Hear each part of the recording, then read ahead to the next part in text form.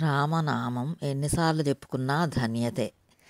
సీతమ్మ తల్లి లంకలో ఉన్నదని ఆంజనేయుడు కనుగొని వచ్చిన తర్వాత లంకపై దండెత్తడానికి సుగ్రీవాదులతో కలిసి రామలక్ష్మణులు దక్షిణ దిక్కుగా బయలుదేరారు. సముద్ర తీరానికి చేరారు. రాముడితో సహా అందరూ కూర్చొని సముద్రాన్ని దాటేందుకు ఆలోచిస్తున్నారు. అంతలో ఒక వానరుడు రాయి తీసి సముద్రంలోకి విసిరాడు. అది చూసిన ఆంజనేయునికి మెరుపులా ఒక ఆలోచన వచ్చింది.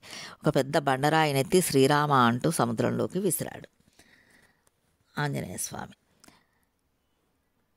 అది పైకి తేలింది.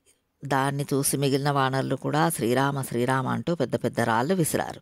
రాళ్ళన్నీ నీటిపై తేలుతున్నాయి. నలుడు నీలుడు మొదలైన వారు వాటిని క్రమ పద్ధతిలో పేరుస్తున్నారు. వారధి తయారవుతోంది. ఇదంతా చూసి ఎంతో సంతోషించాడు రాముడు. తాను కూడా ఒక రాయినెత్తి సముద్రంలోకి విసిరాడు.